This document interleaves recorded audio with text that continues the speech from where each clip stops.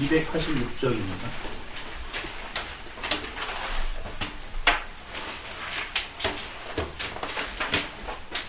같이 독송하겠습니다. 그때 모임에서 부처님의 수명이 이와 같이 장원함을 듣고 한량없고 가없는 나승기의 중생이 큰 이익을 받았다. 이때 스님께서 미륵보살에게 말씀하셨다. 미륵이여, 내가 열애의 수명이 이와 같이 장원하다고 말할 때 680만원 마일타 항아모래 같은 중생이 중생법인을 얻었으며 또 그 1000배의 보살 마살은 문지다라미를 얻었고 또 1세계 티끌 같은 수의 보살 마살은 말 잘하고 권리없는 견제를 얻었으며 또 1세계의 티끌 같은 수의 보살 마살은 100천만억 한량없는 성나라니를 얻었고 또 3000대천 세계를 티끌 같은 수의 보살 마살은 물러남이 없는 법률을 능히 걸렸으며 또 2000 중국토의 티끌 같은 수의 보살 마살은 정당한 법률을 능히 굴렸고 소천국토의 티끌 같은 수의 보살 마살은 8생만에 안욕따라 선명선보리를 얻었으며 또 내 천하의 티끌 같은 수의 보살 마살은 4생만에 안욕따라 선명선보리를 얻었으며 또 세 사천하의 티끌 같은 수의 보살 마살은 3생만에 안욕따라 선명선보리를 얻었으며 또 두 사천하의 티끌 같은 수의 보살 마살은 2생만에 안욕따라 선명선보리를 얻었으며 또다시 한 사천하의 티끌 같은 수의 보살 마살은 1생만에 안욕따라 선명선보리를 얻었으며 또한 8세계의 티끌 같은 수의 중생들도 안욕따라 선명선보리의 마음을 일으켰느니라. 예, 거기까지는 보겠습니다. 그 분별공덕이라고 하는 것은 이 법화경을 공부한 공덕입니다. 바꿔 얘기하면 법화행자의 공덕을 그러면 법화행자는 어떻게 수행하고 전진하느냐. 비유컨대 마치 연꽃과 같은 연화반세음 보살을 연화반음과 같은 그 자세로 이 법화경을 받아들이고 그 다음에 수지 독성하고 다른 사람을 위해서 설해주는 그런 공덕을 얻으면 그 공덕이 얼마나 큰지를 이야기를 하고 있어요. 이것은 또 우리가 불교를 공부해가는 과정에서 깨우쳐야 될 원리이기도 해요. 지금 법화경은 두 부분으로 나눠져 있다고 그랬어요. 전반부 14품, 후반부 14품. 후반부는 전부 법화경을 공부하면 이런 공덕이 있다 라고 하는 걸 계속 강조하고 있습니다. 그래서 거기 보면 그 무생법인을 얻었다라고 하잖아요. 무생법인.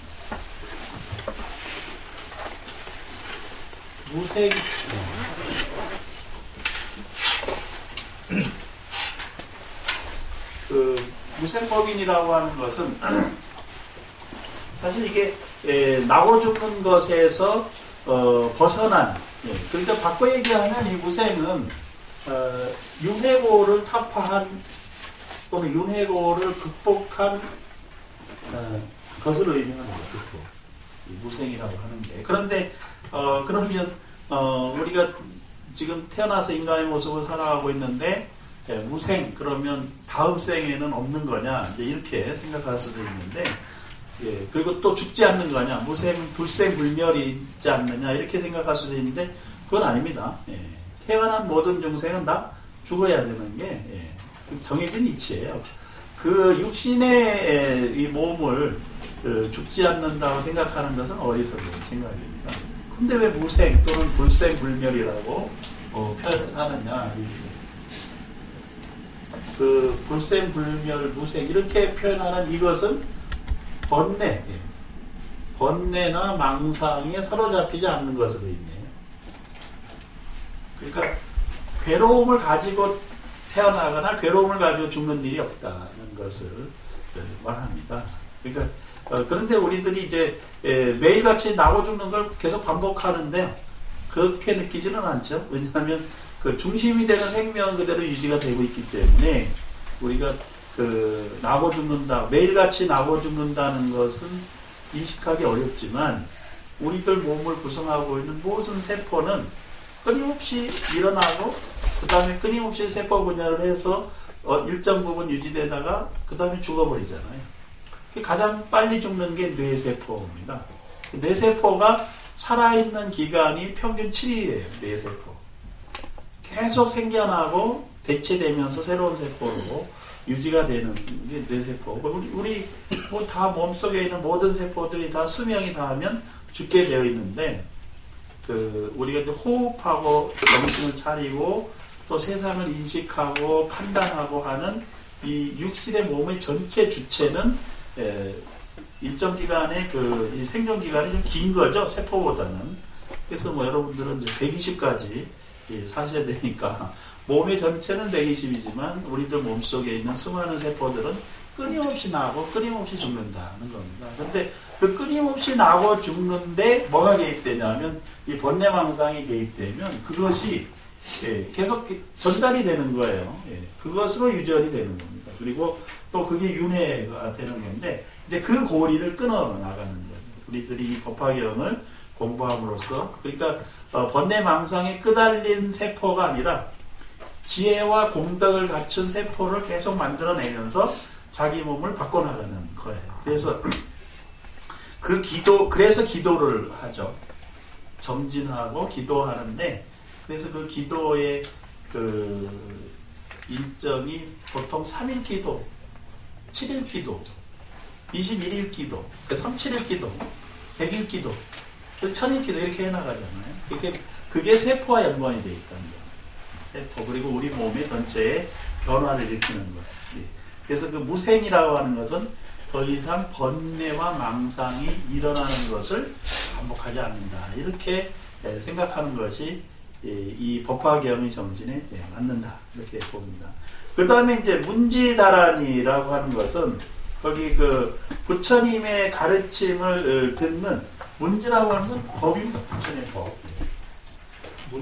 문지다란이라고 하는 것은 부처님의 법을 잘 이해하고 그 다음에 수지하고 받아들이고 하는 것이 문지다란입니다. 그런데 여러분들도 뭐 법화경 금방 독성하시고 다 수지가 됐죠? 안 됐습니까? 네. 자신이 없어요? 수지가 됐는지 안 됐는지. 어떤 분은 아이고 듣자마자 잊어버리고 읽자마자 사라지는데 이거 공부를 괜히 하는 거 아니냐 이렇게 얘기하는 분들도 있는데 뭐에 많이 비유를 하냐면 콩나물에 비유해요. 콩나물에 물을 주면 물이 남습니까? 콩나물 안 길러보셨어요? 네. 콩나물을 기를 때 왜 방에다가 콩나물 실어놓고 물을 주면은 물이 다 흘러내려가죠? 네. 남지 않습니다. 그런데 콩나물은 어떻게? 자란다는 거예요. 그러니까 우리가 불교를 공부하는 것이 마치 콩나물 물 주는 것과 같다. 물은 다 새어나가고 한쪽 귀로 들으면 한쪽 귀로 흘러나가고 또 가르침을 듣고 일주문 내려가면 다 잊어버리고 다음 주에 오면은 또 지난주에 한 거 다 잊어버리고 해도 끊임없이 듣다 보면은 마치 콩나물에 물져서 콩나물이 자라듯이 우리들의 마음에 그 진리의 싹은 자라나고 있다. 이렇게 봐야 되고 그렇게 자라나는 게 바로 문지다란이를 얻었다. 이렇게 볼 수 있습니다. 그러니까 내가 알게 모르게 부처님의 가르침을 접하고 그렇죠? 접하고 그 다음에 수지하고 이것이 무슨 뜻일까? 이렇게 생각을 한번 일으키는 것만으로도 이미 우리는 그 어마어마한 공덕을 지어가는 공부를 하고 있다. 이렇게 이해를 하시고 끊임없이 열심히 정진하셨으면 좋겠습니다. 그 다음에 이제 거기 선다란이라고 있어요. 선다란이. 거기 밑에 보면 걸림없는 변제를 얻었으며 그 걸림없는 변제가 설법입니다. 설법. 변제. 설법 능력을 갖추게 되는데 이제 출가하신 스님들이 절에 오면요. 초하심 자경문부터 해가지고 서장, 서뇨, 그 다음에 화엄경까지 한문으로 되어 있는 걸 공부하시거든요. 그런데 그 한문으로 된 경전을 처음에 보면은 초가심 자경문이나 치문이 특히 어려워요. 그래서 스님들이 사전 5편 찾다가 시간을 다 보내요.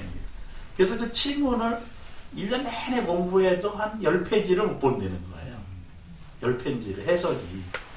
그럼 10페이지도 못 보는 그 공부를 왜 하고 있느냐?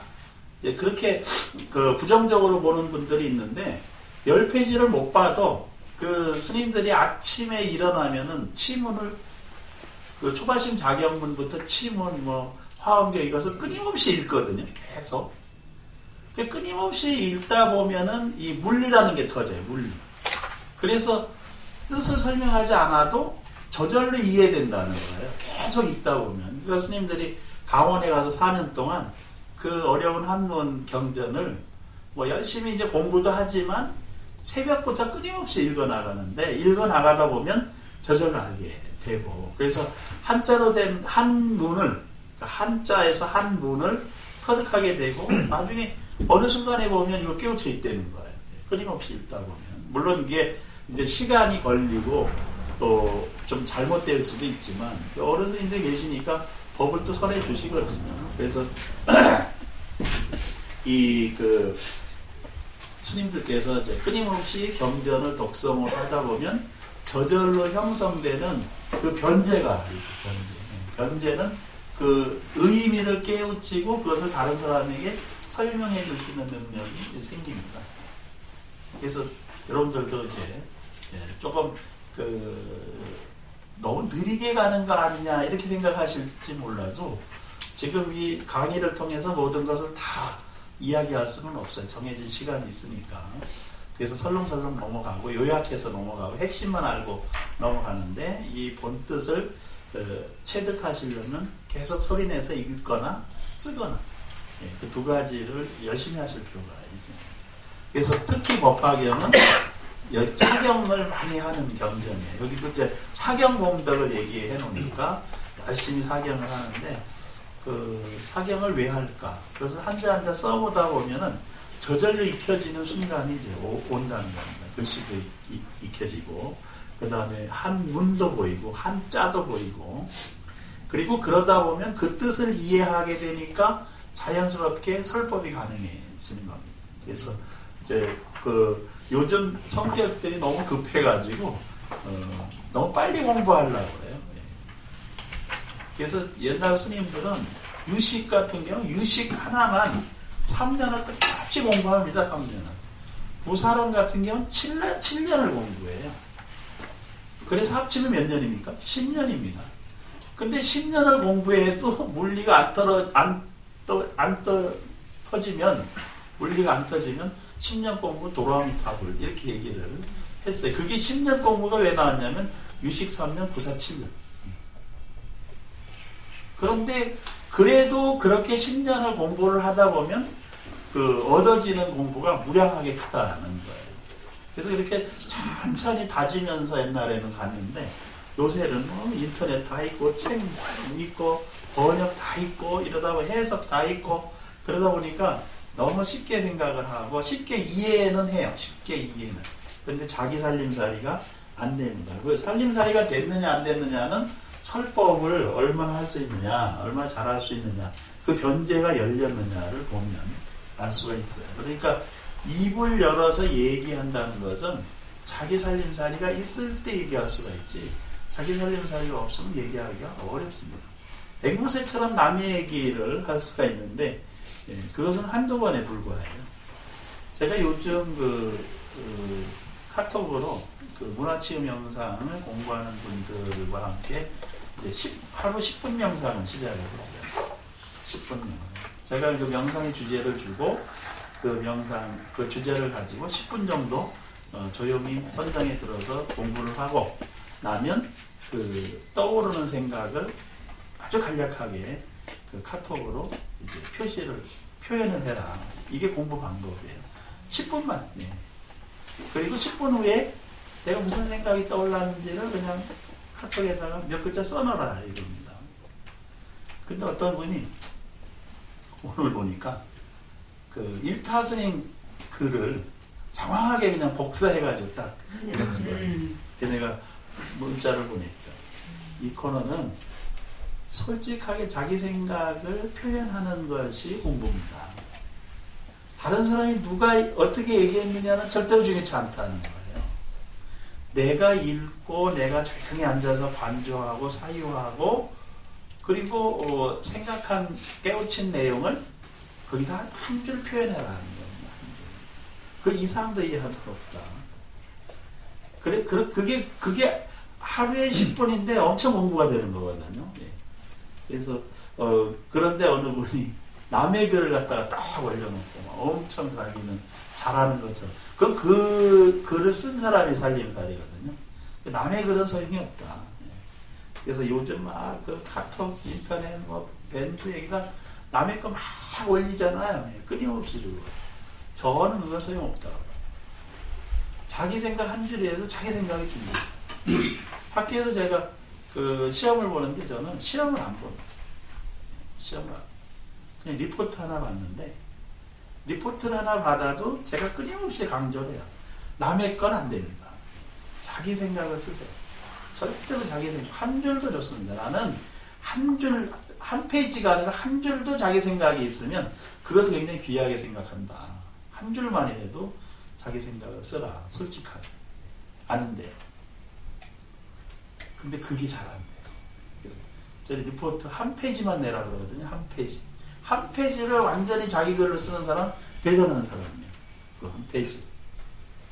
근데 여튼 그거를 못하고는 막 수십 페이지를 인터넷에 드래그 해가지고 막 정리해서 편집해가지고 마치 자기 리포트 인양 내는 거는 정말 어리석은 공부잖아요. 그러니까 한 페이지. 제가 원하는 건 한 페이지. 근데 그것도 안 돼요. 한 줄만 해도 써내라 이거예요. 그럼 점수 준다. 한 줄만 이렇게 돼서. 근데 그 한 줄 쓰는 게 어렵죠. 한 줄 쓰는 게 정말 한 줄에 모든 내용을 다 압축해가지고 딱 이거다라고 얘기하기가 쉽지가 않아요. 그러니까 한 페이지 쓰는 게 더 쉬워요.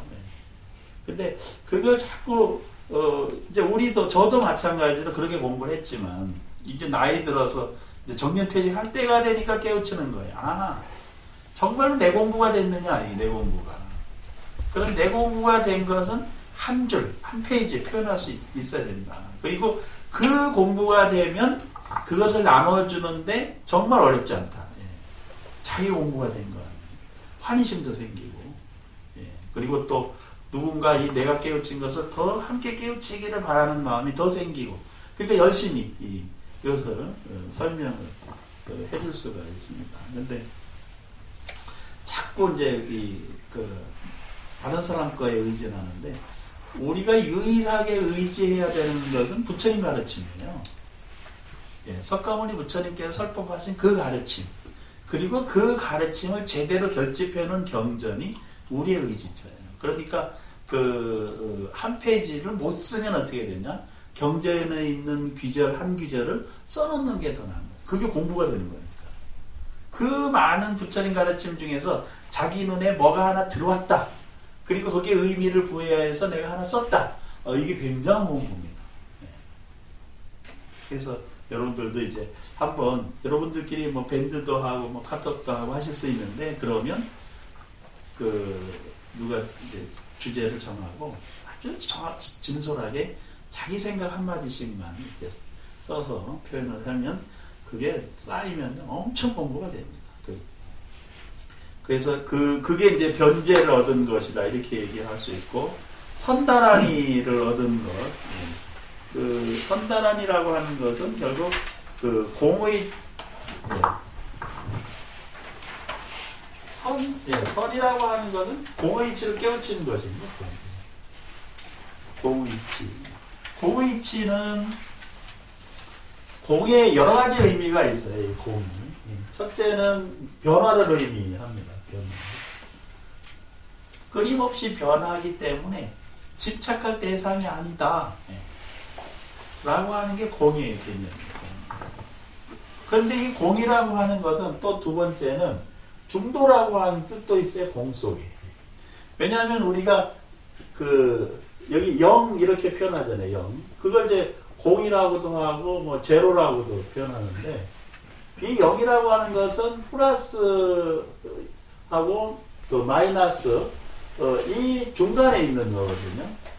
그래서 이 얘기는 뭐냐면 어느 쪽에도 치우쳐져 있지 않다. 이게 플러스에 치우치면은 과잉이 되고 마이너스에 치우치면 결핍이 되는 거예요. 결핍. 그러니까 과잉, 남아돌지도 않고 부족하지도 않은 딱 그 가운데에 중도. 이게 중도예요. 이게 중도입니다. 그래서 이 이제 중도와 중과는 좀 달라요.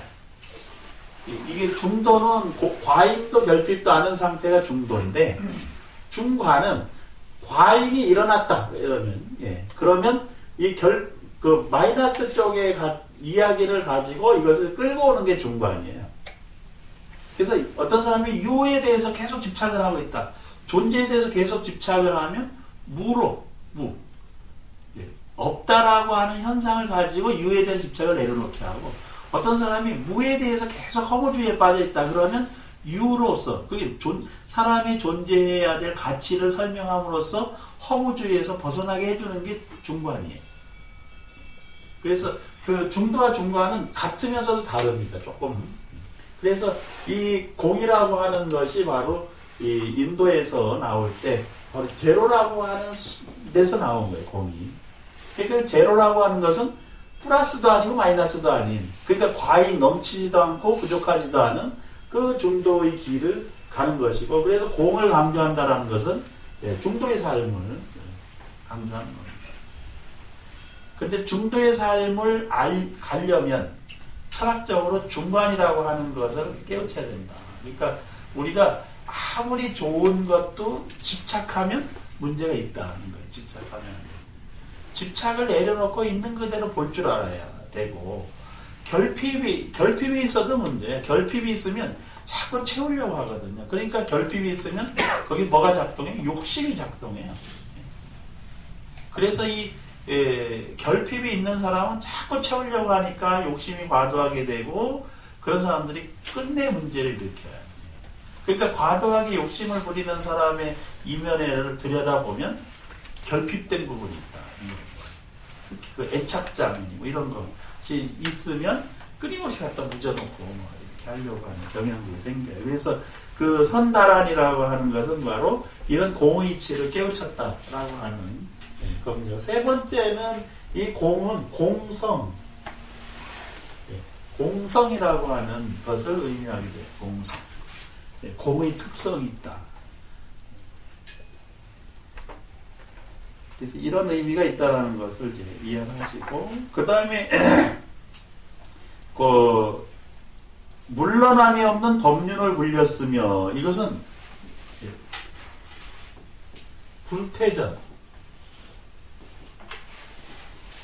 불태전의 법륜인데, 그 불태전의 법륜을 어떻게 굴리느냐, 그게 그 앞에 이미 설명이 됐어요. 법륜을 굴리는 것을 뭐라고 표현하냐면 전법륜 이렇게 표현하거든요. 전법륜. 그 전법륜은 이제 굴릴 전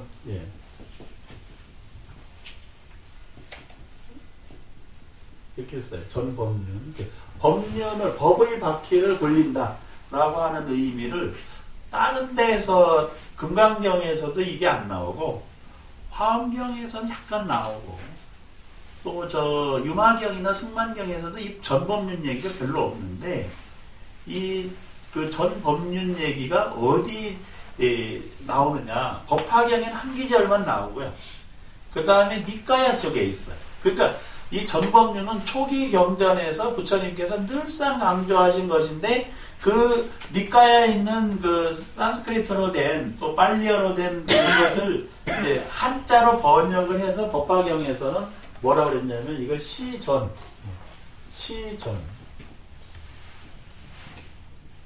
한자로 이렇게 시전 그 다음에 번전 그 다음에 증전 이렇게 세 가지로 법륜을 굴리는 방법이 이렇게 세 가지입니다. 그래서 이 법화경을 공부하면 그 청정한 법륜을 스스로 알아서 자발적으로 굴려갈 수가 있어요. 자기가 주체적으로. 근데 그 주체적으로 굴리는 법륜을 굴리는 방식이 시전, 번전, 증전입니다. 시전은 보여주는 거예요. 이것이 지혜다. 이것이 진리다. 이것이 불법이다. 라고 보여주는 것이고 그 다음에 권저는 이것이 진리라고 봐라, 이것이 진리라고 체득해라, 이렇게 권해주는 겁니다. 증저는 스스로가 체득하고 그리고 남도 체득하도록 이끌어주는 게 증전이에요. 그래서 그렇게 체득하면 나눌 수가 있게 되거든요. 그래서 진리를 구하고 체득이 되면 다른 사람에게 나눠줄 수가 있게 됩니다. 지금 불자들이 공부를 열심히 해야 되는 것은 여러분이나 저나 정말 열심히 해야 되는 것은 이제 그 제가 불자들이 이 부처님 법을 일방적으로 공부만 해서는 안 돼요. 나눠줘야 되거든요. 나눠주려면 자기 살림살이가 되어야 돼요, 완전히. 그 자유롭게 설명할 수 있어야 됩니다. 그래서 이제 저는 그렇게 쉽게 부처님의 가르침을 설명하려고 한다면, 법륜을 스스로 굴려가려고 한다면 여러 가지 법륜의 바퀴들이 있는데, 경전의 바퀴들이 있는데, 뭐부터 공부해야 되냐면 입가야, 아함경부터 열심히 공부하시라. 그래서 내년에는 좀 아함경을 제대로 하셨습니다. 그 아함경을 알고 이 법화경을 공부하면 정말 쉬워요. 이건 별 얘기가 아니에요. 근데 그 아함경에 있는 부처님의 가르침을 모르고 이걸 보면은 왜 이렇게 썼는지 알 수가 없어요. 이해할 수가 없어요. 그러니까 지금도 여기도 있잖아요. 보살 마살의 청정한 법륜은 능히 물렸고, 예. 어떻게 물리냐? 예. 그 보살 마살은 어떻게 물렸느냐? 알아야 되잖아요. 어떻게 법륜을 굴리냐 하면 지금 이 시전, 권전, 증전을 굴리는 게 사성제예요. 사성제의 지혜가 체득이 되면 저절로 그걸 가지고 굴리게 되어 있습니다. 저도 제 전공이 불교가 아니에요. 저는 행정학을 전공했습니다. 그래서 승가대학에 와가지고 10년 동안 10년 가까이 행정학만 가르쳤어요. 행정학, 뭐 종무행정, 뭐 이런 거, 사회복지, 자원봉사, 그다음에 컴퓨터, 뭐 이런 것들, 정보체계 이런 거 스님들에게 지도를 했어요. 그런데 이제 제가 공부를 해나가다 보니까 이런 생각이 드는 거예요. 이건 정말 내가 박사학위까지 받은 이 공부는 불교 공부에 비하면 이것은 티끌마다도 못한 거다. 근데 내가 지금 뭘 가르치고 있어요, 스님들한테? 티끌보다 못한 걸 가르치고 있는 거예요. 근데 스님들이 열심히 배워요, 그거를. 그럼 왜 배울까? 그것은 세간의 중생들 대상으로 포교하려고 하니까 행정도 알아야 되고, 복지도 알아야 되고, 봉사도 알아야 되고, 사회도 알아야 되고, 그러니까 그거를 배우시는 거예요. 사실 엄밀히 따지면 그 공부는 언제 해야 됩니까? 출가하기 전에 하고 들어왔어야 돼. 근데 출가해가지고 스님이 돼서 이 공부를 한다라는 건 맞지 않다, 저는. 그러니까 이미 그러니까 제가 박사학위를 받고, 빨리 받고, 20대에 빨리 받고, 출가를 했어야 되는 거죠. 근데 오히려 저는 박사학위를 받고 승가대학의 교수로 와버렸으니, 근데 불교를 모르는데, 물론 제가 불교를 전혀 모르는 건 아니고, 그래도 나름대로 중학교 때부터 열심히 불교를 공부했고, 대학 다닐 때는 같은 대학생들에게 불교를 강의를 했어요, 제가. 그러니까 공부를 안 한 건 아니나, 지금 승가대학에 와서 스님들을 지도할 수준은 아닌 거잖아요. 그건 아마추어지. 그런데 그렇게 10년이 지나고 나니까, 이게 내가 할 공부가 아니고, 이거는 창피한 공부예요. 이 지금 부처님 가르침에 비하면. 내가 지금 스님들 앞에서 엉뚱한 걸 가르치면 좋아했다. 이거는 굉장히 기술적이고, 우리 행정학 책을 그냥 한 달 읽으면 다 공부할 수 있는 거예요. 이게 지금 머리가 있는 사람이면요. 그걸 막 행정학을 4년씩 배울 이유가 사실 없어요. 공부해놓고 보니까. 그런데 이 불교 공부는 그게 아니에요. 매일같이 해도 어마어마한 양이 있는 거예요, 지금. 그런데 이제 그러다 보니까 승가대학에 와서 제가 10년은 불교 얘기를 한마디도 못했습니다, 스님들한테. 왜냐하면 스님들이 공부를 하시는 것은 나하고는 상관이 없다고 생각을 했어요. 그러니까 내가 불교 얘기를 스님들한테 하는 것은 이건 어불성설이고 있을 수 없는 일이라고 생각을 했어요, 저 스스로. 벽을 딱 치고. 그런데 승가대학에서 시간이 지나면서 보니까 지금 내가 이 공부한 건 공부 자체가 아닌 거야. 점점. 10년이 지나고 나서 어느 날 깨우쳤어요. 뭐를? 이 원리. 이 원리를 깨우친 거야. 어느 날. 그러고 나니까 그 다음부터는 강의실에서 계속 무슨 얘기만 나오냐 입에서 불교 얘기만 나오는 거야. 그때 스님들이 더 좋아하셔. 왜냐면 스님들이라고 다 그걸 공부했겠어요? 모든 경전은 다 공부했겠습니까?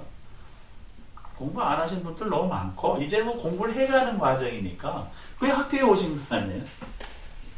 그런데 어느 날 이제 지금 바로 이거예요. 사성제가 시전권전 정전이라고 하는 이것을 깨우치고 나니까 이제는 불교 공부는 너무 재밌어요. 그래가지고 제가 가르치던 거 이제 그걸 다 안 가르칠 수는 없잖아요. 제가 그것 때문에 들어왔는데 그래가지고 종모행정을 가르치면서도 불교 얘기를 하는 거예요. 너무 재밌는 거예요. 그 스님들도 너무 좋아하시는 거예요. 그러고 나니까 제가 내가 잘못 공부한 게 아니구나. 그래서 이제는 밖에 나가서 신도들에게도 이 얘기를 빨리 해줘야 되겠다. 그래서 사실은 이제 밖으로 나온 거예요. 밖에서. 그런데 저는 그래서 이것을 아주 절실하게 느끼고 있어요. 물러남이 없는 법륜을 굴릴 줄 알아야 되는데 그 굴리는 지혜가 어디서 왔느냐? 이거 사성제를 이거 3전 12행이라고 합니다. 3전 12행. 법화경에 딱 한 줄 나오잖아요. 앞에 3전 12행. 있어요. 한 구절이. 그런데 그 3전 12행을 보고 나니까 니까야에 이 가장 기본적인 중요한 부처님의 가르침의 원칙이 3전 12행이에요. 그리고 그게 엄청 중요하게 자리를 잡고 있고 그러니까 그 3전 12행을 아니까 초전법륜경이 눈에 들어오는 겁니다. 초전법륜경. 적어놓으세요. 초전법륜경이라고 있습니다. 초전법륜경. 사실 그거를 공부를 해야 돼요. 초전법륜경. 이 초전법륜경을 공부하면 부처님께서 처음으로 법을 어떻게 전했는지를 무슨 내용을 전했는지를 금방 여실하게 알 수 있어요. 그래서 이제 이렇게 공부한 공덕이 있으면 초전법륜경도 보이게 되는데 그렇지 않으면요. 경전을 아무리 갖다 주고 중요하다고 해도 중요한 줄을 몰라요. 깨우치지 못하면. 그래서 공부가 안 돼요. 이제 여러분들은 이 수미정사에서 정말 열심히 지금 공부해 오시고 계시고 아주 인생의 가장 중요한 시기에 저를 만났잖아요. 아닌가요? 그 저를 만났다라고 하는 건요. 뭐 때문에 그렇게 얘기하냐면 이거를 아시게 됐다는 거예요. 무명을 타파하는 가장 마지막 단계가 사성제의 체득이다. 이거예요. 그 사성제를 체득하면 12연기법을 알게 되고 12연기법을 체득한 사람은 아라한이라고 한다. 이렇게 얘기해 주는 사람 별로 없어요. 이 사실 자체를 아는 사람도 별로 없어요. 그러니까 아주 이거는 부처님께서 성도를 이루시고 나서 처음에 법을 전하면서부터 시작된 가르침입니다. 그러면 그 가르침을 우리가 순서대로 딱딱 배우면은 굉장히 돌아가지 않고 금방 알 수가 있고 그 안목으로 경전을 보면 대승경전 이거는 부처님 이 가르침을 설명하기 위해서 이렇게 앞에다가 뒤에다가 중간에다가 이렇게 설명을 하고 있구나 라고 하는 걸 알 수가 있습니다. 부처님의 가르침은 그렇게 어마어마하게 복잡하고 우리가 세세생생 배워야 되는 그런 가르침이 아니에요. 부처님도 그러셨어요. 누구나 와서 볼 수 있고 누구나 와서 볼 수 있고 알 수 있고 깨우칠 수 있는 법이다. 제가 그거 이해하는데 10년 걸렸어요. 아니 이 어려운 금강경 처음에 보면 얼마나 어렵습니까? 이 어려운 걸 어떻게 누구나 알 수 있고 볼 수 있고 깨우칠 수 있다고 하셨지? 그러면 나는 누구나에 안 속하나? 그렇죠? 누구나 할 수 있다면 나도 해야 되잖아요. 근데 여러분들이 금강경 보면 벌써 딱 한 번 읽으면 척 압니까? 그렇죠? 읽고 또 읽고 5년 10년을 읽어도 금강경이 무슨 뜻인지 제대로 모르는 경우들이 허다해요. 그러면 누구나가 아닌가요? 그러니까 누구나가 알면 금강경 읽으면 다 알아야 되는 거잖아요. 근데 왜 안 될까? 나는 머리가 이게 이 정도뿐이 안 될까? 저도 옛날에는 머리 좋다는 얘기 듣고 컸는데 이게 내가 이 정도 수준뿐이 안 되나? 근데 알고 봤더니 공부를 거꾸로 한 거예요. 뒤집어서 하는 바람에 누구나에 속하지 않은 거예요. 그래서 누구나 알 수 있고 볼 수 있고 깨우칠 수 있는 법을 공부하려면 니까야부터 해라. 그걸 잘 읽고 공부하면, 그걸 체득하면 이 법화경이든 화엄경이든 금강경은 그렇게 어려운 경전이 아닙니다. 표현이 그렇게 어렵게 되어 있을 뿐이지. 그래서 지금 여기 굉장히 중요한 가르침이에요. 법화경을 공부하면 능히, 물러남이 없는 법륜을 능히 굴릴 수 있다. 이거 확신을 가지셔야 됩니다. 그래서 만약 여러분들이 스스로 굴릴 수 있는 능력이 없다 이렇게 생각한다면 이걸 보완할 수 있는 공부가 뭐다? 니까야를 제대로 읽어라. 근데 니까야도 그렇게 막 전체를 다 읽지 않아도 돼요. 네.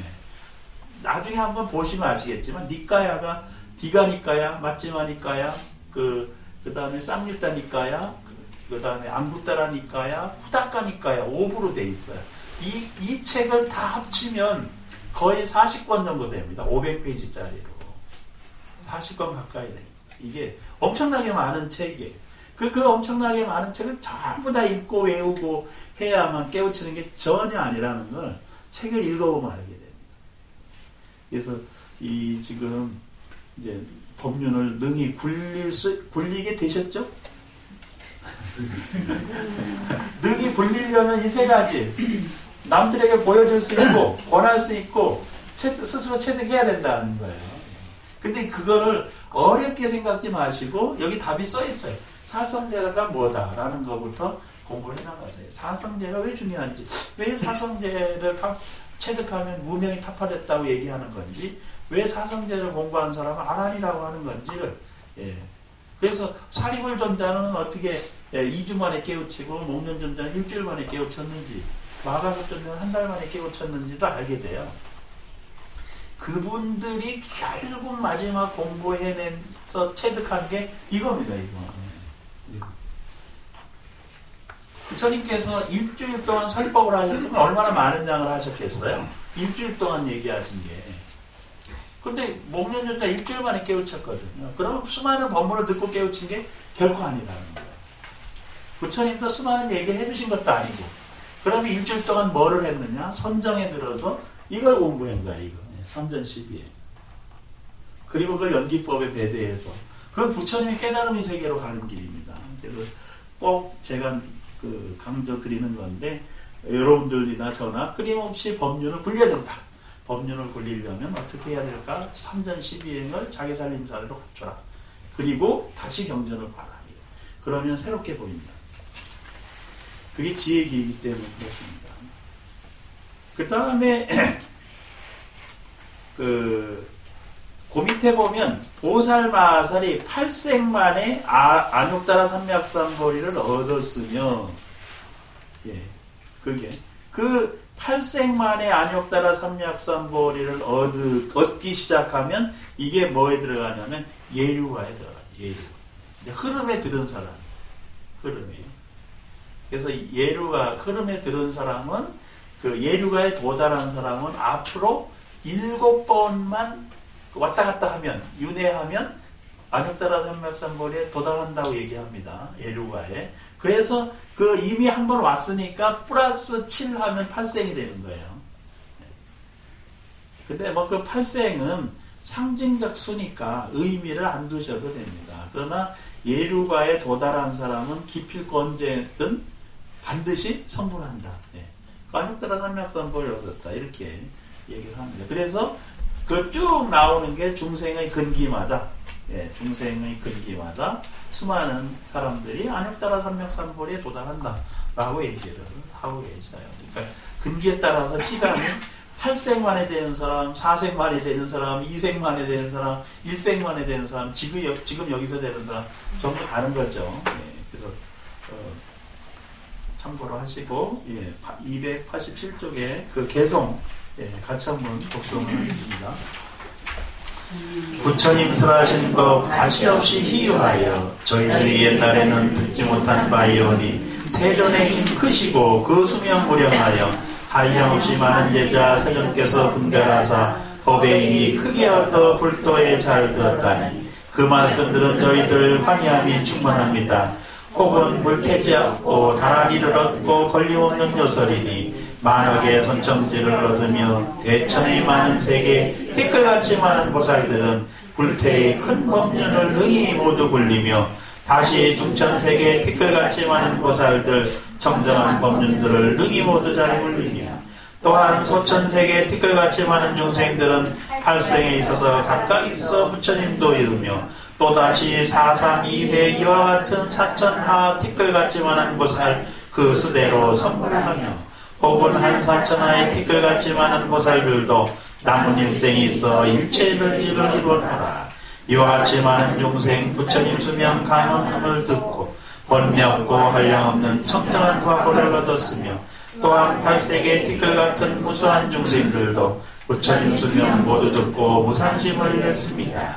세존께서 설하신 법 한량없고 무사이가 많은 중생 준이익이 허공같이 가없고 그 설법 하실 때 만다라 마하만다라 꽃비 항아사 같은 석꽃 곳곳에 찾아오며 전단 침수 향가로 분분하게 날리기를 나는 새와 같이 하여 여러 부처님 공양하며 하늘에는 하늘복이 교환 음선 절로 내고 천만하게 하늘롯이 둥글둥글 내려오며 갖가지 법의 향로 각도모를 향을 피워 두루하게 향기로워 여러 세전 공양하며 그 많은 보살들 중 좁고 묘한 만화까지 실보로 된 번개 들고 차례차례 번천에 오르며 하나하나 부처님 앞에 보배 단번 두루대고 천만가지 개성으로 여러 천만 노래하며 이러한 갖가지 일전에 없던 미중이라 부처님 무량한 부처님 수명 듣고 일체 환희합니다. 부처님 이름 널리 들려 많은 중생이 있대니 일체의 선근 갖추어 미없는 만 뒀습니다. 예. 그래서 이제 이 그 미륵보살이 그 바람일행을 체득해서 바람일행을 체득해서 이렇게 성불의 길로 한다라고 하는 것을 계속 강조를 해나가십니다. 거기 육바람일에 대해서 이야기를 하고 있어요. 오늘 제가 여기 오기 전에 오전에 다른 절에 강의가 있었는데 그 강의 마치고 주지 스님하고 이제 차 한잔할 시간이 있었어요. 주지 스님이 이 얘기를 바람일 얘기를 하시면서 육바람일에다가 음식을 다 배대를 해가지고 보시바람일을 상징하는 음식, 지게바람일을 상징하는 음식 이걸 만드셨다는 거예요. 그 얘기를 듣고 야, 선생님 대단하시다. 우리 보시지게인역 정진, 선정, 해, 방편, 원력, 지바람, 십바람일에다가 음식을 한 가지씩 다 만들어서 그걸 배대시켜가지고 그 보시바람일을 상징하는 게 뭡니까? 이랬더니 그 보시바람일은 그 만두, 떡만두국을 보시바람일로 일본어로 얘기를 하셨더라고요. 그래서 그 보시바람일 떡만두국 이제 그러니까 떡만두국을 끓여서 먹고 가르치시면서 뭘 강조하신다는 거예요? 보시바람일을 강조한다. 이게 그런데 그 스님이 이렇게 얘기하시는 게 나는 책 보고 공부하라고 하면 잘 몰랐는데 음식으로 만들어내라고 하면 너무 잘했다는 거예요. 그래서 이제 그 스님이 이 사찰 음식의 새로운 틀을 만드신 거예요. 제가 오늘 듣고 깜짝 놀랐어요. 저는 십바람일을 가지고 불명을 지었거든요. 그래서 불명을 10,000개를 만들었어요, 제가. 그래서 종단에서 쓰고 있습니다. 근데 종단에서 그 책에 제 이름을 뺐어. 제 이름을 뺐어. 제 이름이 들어가면 수준이 떨어진대. 제 이름이 안 들어가면 수준이 올라가는데. 근데 빼라고 그랬지. 수준 떨어지는데 왜 내 이름 넣냐. 근데 잘 읽어보면 제 이름이 들어있어요. 근데 중요한 거는 10,000개 그 불명을 만들어서 해설 다 붙였거든요. 그런데 그 불명을 만든 원리를 내가 여기 논문을 써놨으니까 이걸 실어라. 내 이름 안 내도 좋으니 실어라. 안 실었어. 우리 종단의 이 생각 수준이 그거예요. 이 불명이 10,000개 아니라 100,000개, 1,000,000개도 만들 수 있어요. 불명을. 그 원리를 제가 찾았거든요. 십바람일, 10도 삼행으로. 그러면 그 10,000개의 법명을 가지고 갖다 쓸 게 아니고 자기가 10,000개를 다 만들어낼 수 있어야 되는 거 아니에요. 그렇죠? 그러면 불자들이 수백만 명이 와도 다 불명을 주는데 스님들이 걸림없이 줄 수 있지. 10,000개만 가지고 쓰면은요, 10,000명 이상은 어떻게 줍니까? 그걸 똑같이 또 줘야 되잖아요. 그건 어리석은 거지. 내가 수준 떨어져도 그게 이제 종단 이름으로 책을 내고 싶은 거지. 종단 이름. 포교원 이름은 내라. 내 이름 하나도 안 써도 좋다. 그러니까 포교원 이름 내는데 이 논문을 실어라. 안 실었어요. 야, 이 되게 어리석다. 누가 그렇게 지시를 했느냐. 이제 뭐 따지기도 싫고 사실은. 근데 여튼 그래도 제가 쓴 책인데 그게 비밀이 없겠어요. 그 책에. 눈 밝은 사람은 누가 했구나 알 수 있게 해놨지. 비밀 코드네. 그 친구는 되게 어리석다. 내 이름을 빼면 내가 안 게 아닌가? 근데 후대에 누군가 눈 밝은 사람이 보면 이건 이 사람이 했구나. 이렇게 알 수 있는. 그래서 정말 안타까운 건 그 십도 삼행을 가지고 불명짓는 원리를 다 밝혀놨으면 그거를 써줘야 다음 사람이 그걸 바탕으로 더 발전시킬 거 아니에요. 이게 불명을 사주팔자로 짓는 게 아니고 바람일로 짓는구나. 이걸 알아야 되는 거 아니에요. 근데 그걸 알면 불명이 그냥 무한정 나와요. 우리 여기 그 경전에서는 제가 다 따가지고 그렇게 이제 만드는 방법을 찾아놨는데 정작 그 원리는 안 배우고 그 10,000개 만들어 놓은 해설 가지고 써먹고 있으니 너무 안타까운 거예요. 지금. 야, 이게 우리 불교 수준이 그래. 내가 수준이 낮은 게 아니고 자기네가 수준이 낮은 거지. 답답한 일이에요. 그래서 이제 근데 이 스님께서 오늘 단일 음식을 만들었다. 그래서 제가 한마디 해드렸어요. 스님의 사찰 음식은 바람일식입니다. 이렇게 했죠. 그랬더니 스님이 무릎을 탁 치시면서 교수님하고 얘기하니까 그냥 저절로 아이디어가 떠오릅니다. 바람일식 하시더라고요. 그래서 이제 이 사찰 음식은 바람일식이다. 그것은 그 스님의 살림살이가 된 거예요. 그러니까 이제 그 스님은 마음껏 바람일식의 보시식으로는 뭐다, 지게식으로는 뭐다 이렇게 해가지고 그것을 설명을 하실 수가 있고, 그러니까 단순히 사찰에 와서 음식을 먹는 건 음식을 먹는 게 아니라 바람일행을 실천하는 게 되는 거고, 우리가 법명을 지어서 부르는 것은 단순히 이름을 부르는 게 아니라 바람일행을 실천하는 게 되는 거예요. 이게. 그래서 그 원리 가지고 한 건데 여하튼 잘 기억을 해주시기 바랍니다. 이제 이건 뭐 장황하니까 좀 넘어가고 그 다음에 이제 18분 수의공덕권 보겠습니다. 302쪽으로 보겠습니다.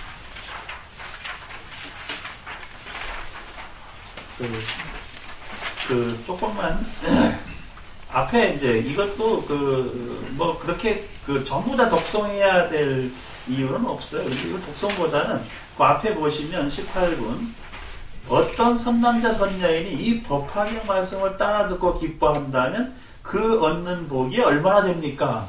그러니까 따라 듣고 기뻐한다 그러면 그게 수희공덕이에요. 수희공덕. 그래서 여기서 강조하는 건 수희심입니다. 수희.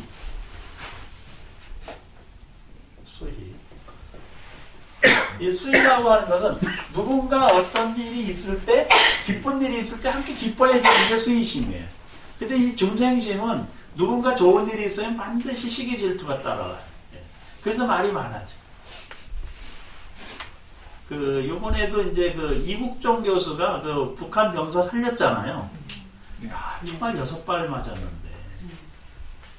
근데 그게 뭐 팔, 다리, 무릎, 그리고 배로 맞은 것은 배에 들어가서 회오리 치면서 빠져나가가지고 이 소장이 6등분이 됐대요. 6조각이 났대요. 근데 열어보니까 거기에 그 껄갱이가 디글디글 했다는 거 아니에요. 30여 마리 잡아냈대. 손으로 주워낸 게. 그리고 봉합을 했는데 거기 미처 못 주워낸 게 그 봉합된 실, 그거 뚫고 머리가 나와 있다는 거 아니에요. 그래가지고 이제 그걸 잡아냈는데 그것을 민중당의 국회의원인가? 정의다. 예, 정의당인가? 예, 그 김종대 의원인가? 그 친구가 그 인권을 모독했다. 막 이래가지고 또 난리를 쳐가지고 왜 그 환자의 그 정보를 말했느냐부터 해가지고 그 왜 수술하는데 국정원 직원이 들어가서 감독을 했느냐부터 아니 그러면 그 중요한 인물인데 감독 안 하나? 지금 목숨 살리는 게 굉장히 중요하잖아요. 그래가지고 이제 논쟁이 붙어가지고 난리가 났어. 지금 실검색은 1위래. 그 김정대. 이국적. 괜히 쓸데없이 지금 논쟁이 벌어지고. 근데 정말 다행스러운 거는요. 그 친구가 약발이 그리 잘 됐는데. 예, 약발이. 약을 잘 안 먹었어. 그러니까 그 항생제를 전혀 먹은 일이 없대. 그렇지. 예. 그래가지고 무의식 상태에서 약을 먹으면 약이 안 듣는데요. 근데 이 친구는 약발이 든다. 그 지금은 얘기도 하고 농담도 하고. 그 의사가 손을 만져보니까 손이 완전 돌덩이처럼 딱딱하대요. 그러니까 엄청 훈련을 받은 특수부대 출신이라는 거예요. 이 친구. 그 지금은 뭐 밥도 달라고 해서 먹고 소녀시대 노래도 듣고 이제 죽지 않는다는 거죠. 이거 이국정 교수가 인터뷰하는데 이제 그 병사는 죽지 않습니다. 이러더라고요. 자기는 의사로서 치유해주면 되는 건데 왜 나는 정치적으로 끌어들이냐 이러고 이제 너무 힘들다. 그런데 이제 자기가 기자회견 하고 싶어서 한 것도 아니고 그걸 시켜서 기자회견 한 거겠죠? 예. 그렇다고 그러더라고요. 누가 시켰다는 거야 기자회견을. 왜냐하면 국민들이 지금 이 병사의 안위에 대해서 굉장히 궁금해하니까 그 이제 의사 입을 통해서 직접 듣고 싶어 했다는 건데 자기를 기자회견하고 싶지 않았다는 거예요. 그런데 그렇게 해서 의사가 정치적 사건에 말려 들어가게 된 거죠. 그 자기도 눈이 하나가 실명되는 상황인데도 불구하고 수술했다고 하는데 그래서 이제 보면은 어떤 중요한 일이 있고 우리는 그 생명을 하나 살렸다라는 게 다행스러운 일이잖아요. 그러면 따라서 함께 기뻐해야 되는 거지. 그리고 생명을 살린 사람에 대해서 존경과 경의를 표해야 되는 거예요. 예.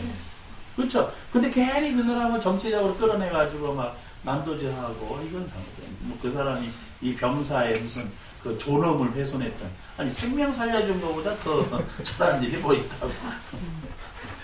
예, 병사의 존엄성을 훼손했다. 뭐 이런 얘기를 이제 하는 것은 좀 넌센스라는 겁니다. 그래서 우리가 조금 냉정하게 볼 필요가 있다는 거예요. 그래서 어쨌든 이 함께 기뻐해 줄 수 있다라는 것은 무량한 공덕이 된다는 겁니다. 이게 그러니까 누군가 주변에서 좋은 일이 있을 때는 함께 기뻐해 주는 것만으로도 공덕이 되는데 그것을 뭐라고 그러냐면 수의 공덕이라고 한다. 이 지금 여기서는 아주 중요한 가르침 하나가 수의 공덕이라고 하는 것을 기억하시면 돼요. 그래서 그 공덕이 얼마나 크냐, 얼마나 크냐, 그것은 303쪽에 있습니다. 303쪽. 그 303쪽에 보면 뭐 400만원 아승기, 육치, 사생, 중생 뭐 얘기 쭉 나오잖아요. 그거 한마디로 하면 모든 이런 뜻이에요. 모든 중생들이 지금 수많은 중생을 얘기하고 있잖아요. 그거를 한마디로 그냥 줄여버리면 이게 여기 뭐 구류 중생을 계속 얘기하고 있습니다. 예. 거기 보면 그 난생, 태생, 습생, 화생, 모양이 있는 것, 없는 것, 생각이 있는 것, 있는 것, 생각이 없는 것, 생각이 있지도 않고 없지도 않고 뭐 이렇게 나오잖아요. 이게 구류 중생을 의미해요. 구류 중생. 9가지 유형의 수많은 중생을 얘기하는데 다 합쳐서 그러면 이 세상에는 모든 중생 이렇게 표현하면 돼요. 모든 중생이 이 수의 공덕을 가지면 그 무량한 공덕이 생긴다 이 말이에요. 그래서 무량한 공덕이 뭐 어디까지냐 이것은 사실 한번 여러분들이 읽어보시기를 바랍니다. 그 공덕이 한량없고 가히 없어서 말로 표현하기 어려운데 이제 그러면서 계속 설명을 하고 있습니다. 그래서 결국 그 법화경을 따라 듣고 기뻐한 공덕은 그 아승기 비유로도 말할 수가 없다. 누군가 법화경을 공부하고 법화경 이런 걸 듣고 난 이렇게 기뻐했다 라고 하는 걸 듣고 그 말에 함께 기쁨만 일으켜도 그 수업생의 무량한 공덕이 생겨난다라는 겁니다. 그래서 법화경이라고 하는 경전의 이름만 듣고 기뻐한 공덕도 무량하다. 그래서 여러분들은 이미 한량없고 무량한 공덕을 다 지으셨죠? 많은 사람들에게 나눠주시기를 바랍니다. 거기 그러면 이 무량 공덕이 어떤지 그 305쪽부터 개성을 조금 복송하고 좀 치겠습니다. 305쪽입니다.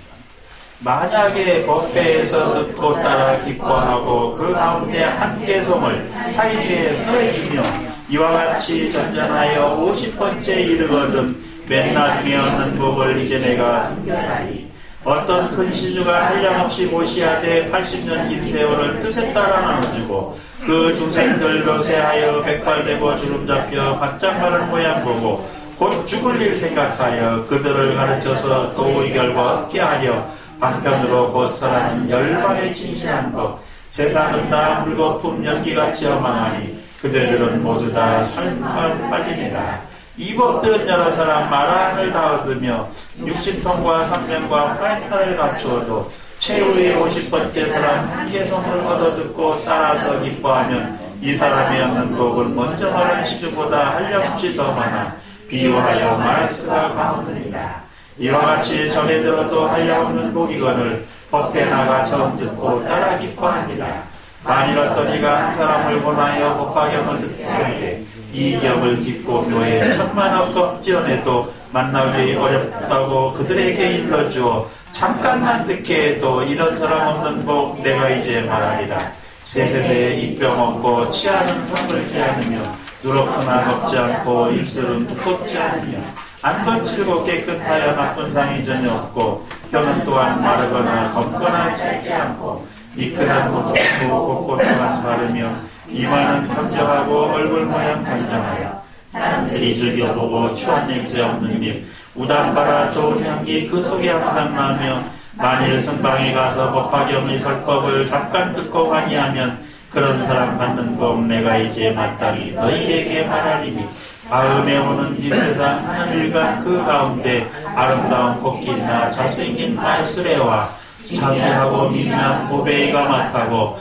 환희함만 가득하여 하늘 운전 오르며 법서라는 곳에 나가 다른 사람 권하여 앉아 이경을 듣게 하면 이런 복의 기면으로 재성본 전륜성왕 높은 자리였거늘 하물며 일심으로 그 경마다 듣고 미묘하고 깊은 뜻 아주 잘 해석하고 들은 대로 수행하면 받는 복이 한량없노라.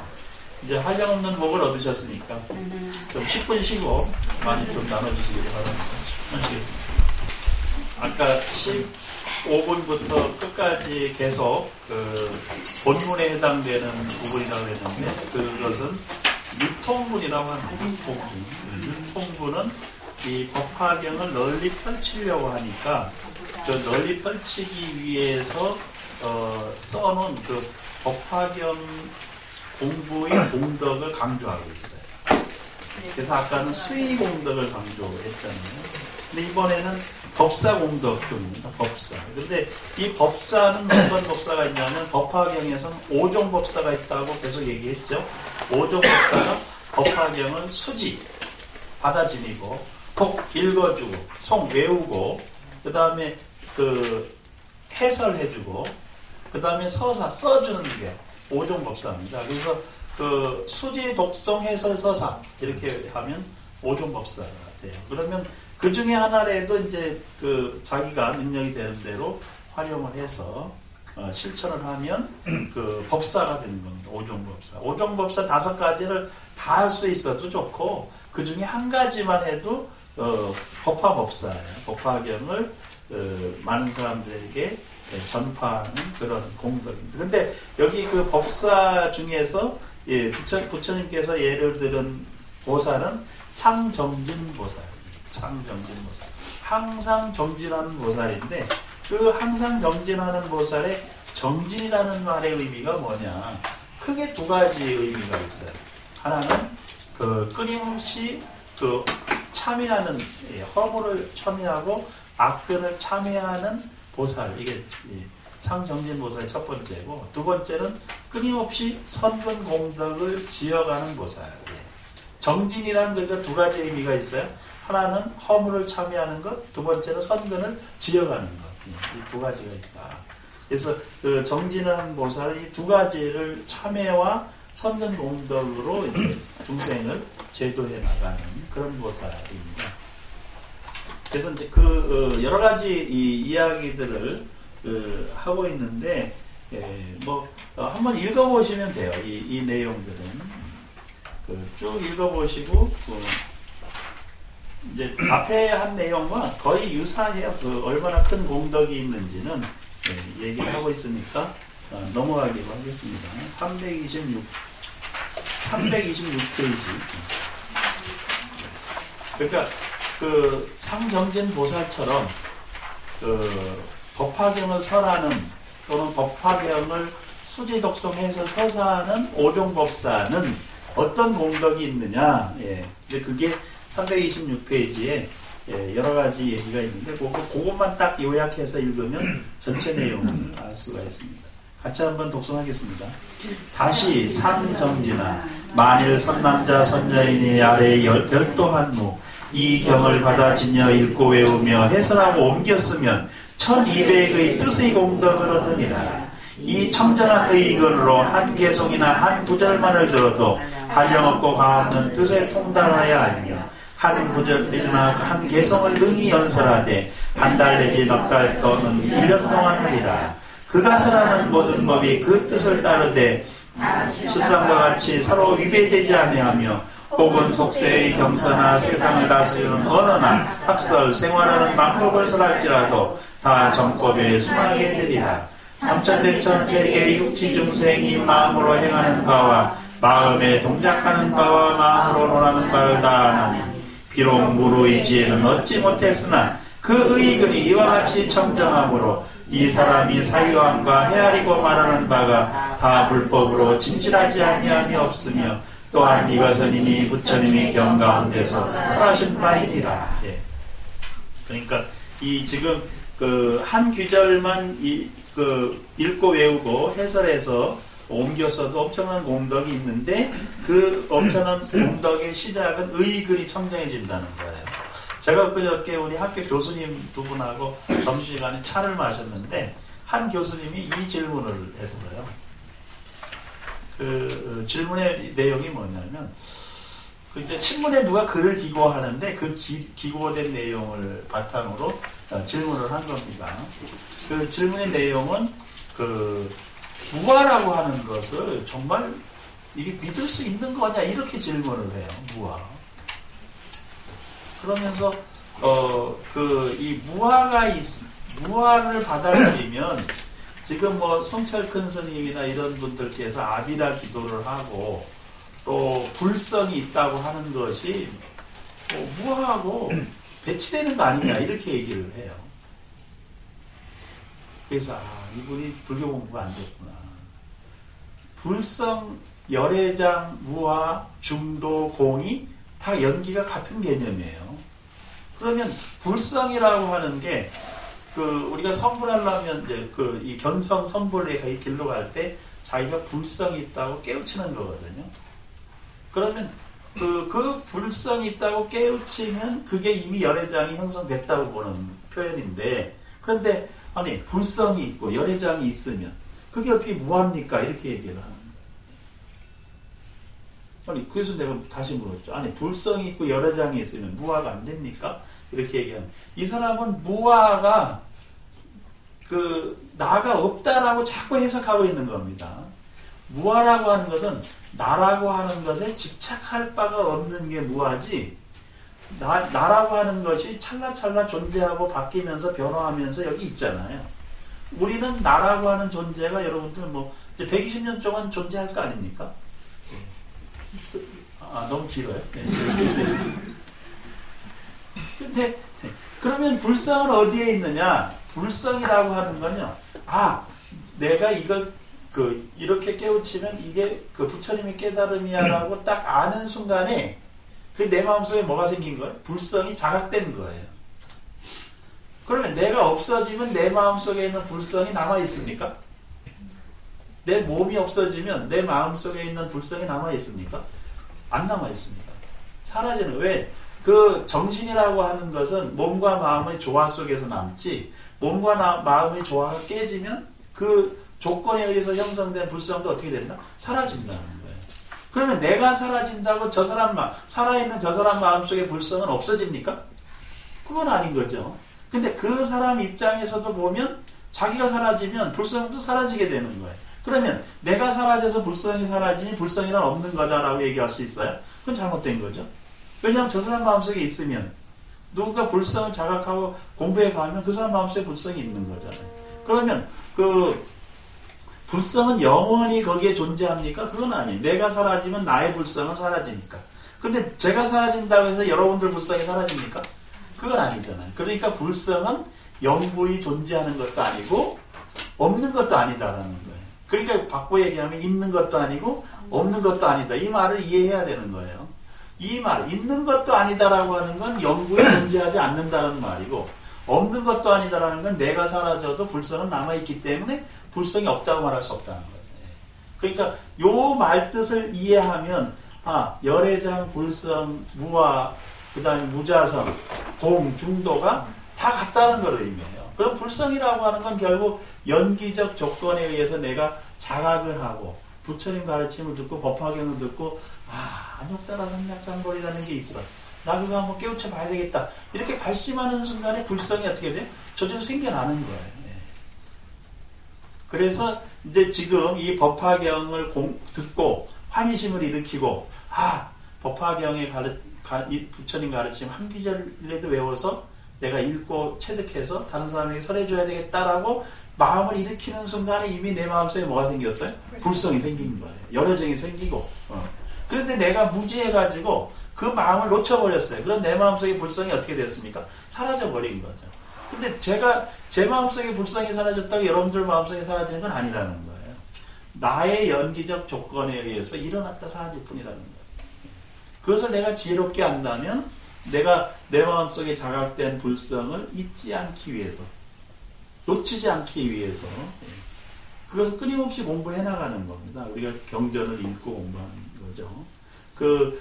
해외 토픽에서 보니까 카나다의 어떤 사람인가, 자기 차를 세웠는데 어디다 세웠는지 잊어버렸대요. 치매에 걸려가지고. 그런데 20년 동안 그 자리에 차가 있었대요. 그래가지고 20년 만에 차를 찾았다는 거예요. 그 자리에 있는 차를.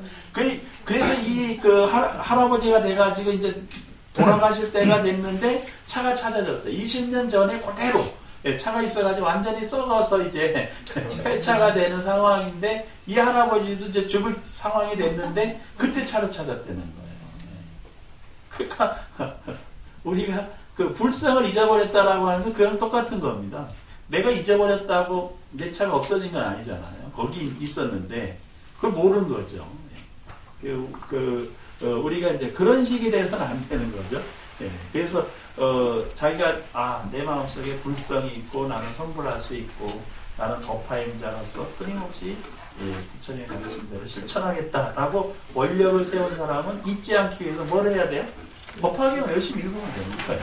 열심히 읽고 생각해보고 화두로 삼아서 사유하고 숙고해보고 그래서 그러다 보면은 저절로 지혜가 수승해지고 그리고 공덕은 축적이 되고 그 공덕이 축적되면 누군가에게 법화경 한마디 얘기해 주는데 전혀 어려움이 없고 그렇습니다. 그런데 우리는 이제 여러분들도 열심히 공부를 하시는데 문제는 자기가 공부한 걸 내놓지 않는다는 거예요.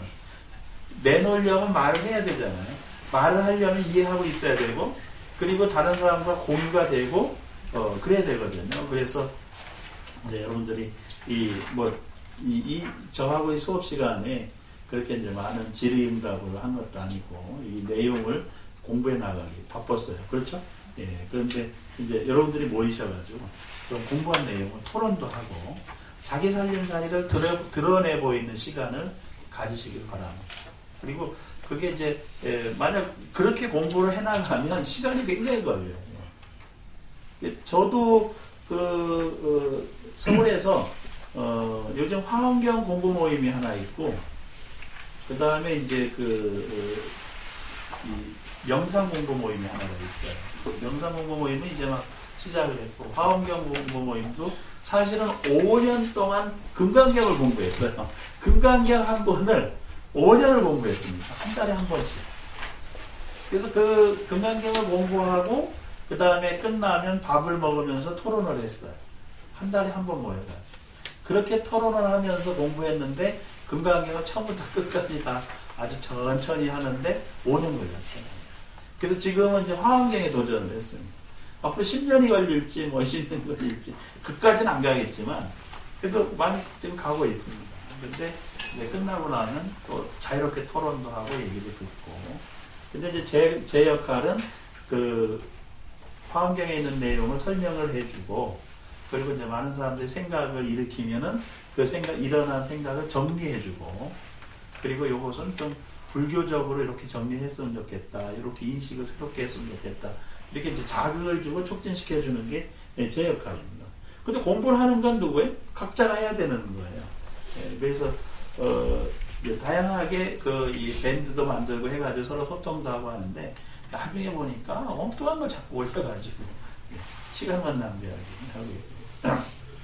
여러분들도 이제 이 종강을 하더라도 여러분들이 모여서 계속 공부를 해나가시기를 바랍니다.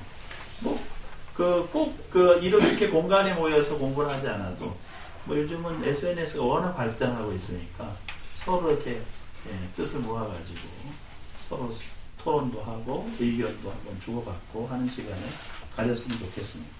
328쪽에 보면 상불경보살을 있습니다. 상불경보살은 어떤 사람이든지 가볍게 생각하지 않는 보살이에요. 가볍게 한다라고 하는 것은 이제 다른 사람을 폄훼하거나 천시하거나 분별해서 다른 사람의 마음을 아프게 하는 경우가 있어요. 우리 소위 이른바 말하는 갑질 문화가 있죠. 이 정반대의 개념입니다. 어떤 사람도 항상 가볍게 여기지 않고 끊임없이 공경하는 마음으로 상대방을 찬탄해 주는데, 그 마지막 말은 뭐냐면 반드시 당신은 성불합니다 라고 얘기해 주는 거예요. 당신은 반드시 성불합니다. 이게 그런 보살, 당신은 반드시 성불합니다 라고 이야기해 주는 보살이 상불경 보살입니다. 우리가 근데 여기서 이제 가볍게 여기지 말아야 될 4가지가 있어요. 절대로 가볍게 여기지 말아야 될 4가지가 있는데 뭐가 있을까요? 세상 살아가면서 여러분들이 가볍게 여기지 말아야 될 4가지. 첫 번째가 불씨입니다. 불씨. 불씨는 아무리 사소한 불씨도, 하찮은 불씨도 가볍게 여기면 큰 불이 돼서 집도 태우고 세상을 태울 수가 있다는 거예요. 불씨. 두 번째는 독사 새끼. 독사 새끼. 새끼 독사는 아무리 작은 독사라고 해도 가볍게 여기면 물리면 죽습니다. 부처님의 제자 중에 사리불존자가 계시잖아요. 사리불존자의 바로 밑에 동생도 스님이었어요. 그 사리불존자는 7남매가 다 스님이었습니다. 근데 바로 밑에 동생의 이름이 뭐였느냐? 우빠세나 방간타 뿌따. 제가 이름을 어떻게 잘하느냐고요? 그때 옆집에 살았어요. 우빠세나 방간타 뿌따. 이 우빠세나 방간타 뿌따가 독사 새끼에 물려서 죽었어요. 안타깝게 젊은 나이. 그래서 독사 새끼에 물려가지고 독이 온몸으로 퍼질 때 사리불존자를 급히 불러서 사리불존자 가보니까 이미 온몸이 마비되고 숨이 가빠지면서 죽음의 문턱에 이뤄가고 있는 것을 발견했어요. 그래서 사리불존자가 이 우빠세나 존자를 안아가지고 평평한 돌 침상에다가 이제 누이고 왜 이런 일을 당했느냐 이렇게 물어보니까 우빠세나 존자가 형님하고 여행하다가 잘 곳이 없으니까 천에 들어가서 주무신 거예요. 그리고 좀 일찍 일어나서 보니까 형님의 이 가사가 너무 해졌어요. 여행을 다니시면. 그래서 형님 가사를 좀 일어나시기 전에 꼬매드려야 되겠다 생각하고 그 가사, 형님 가사를 가지고 나와서 밝은 문 앞에 와가지고 이렇게 이제 바늘로 꼬매고 있었어요.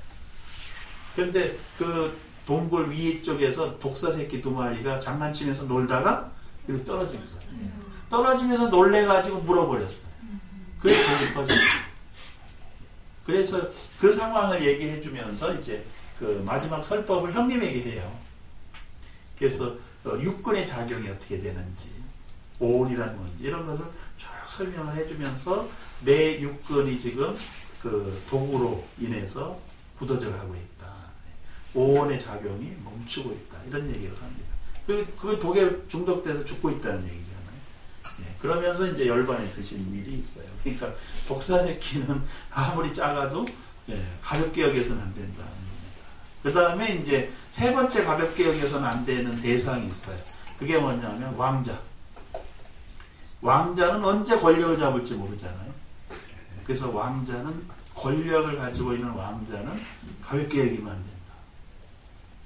네 번째 가볍게 여기지 말아야 될 대상이 3위. 아무리 어린 3위승.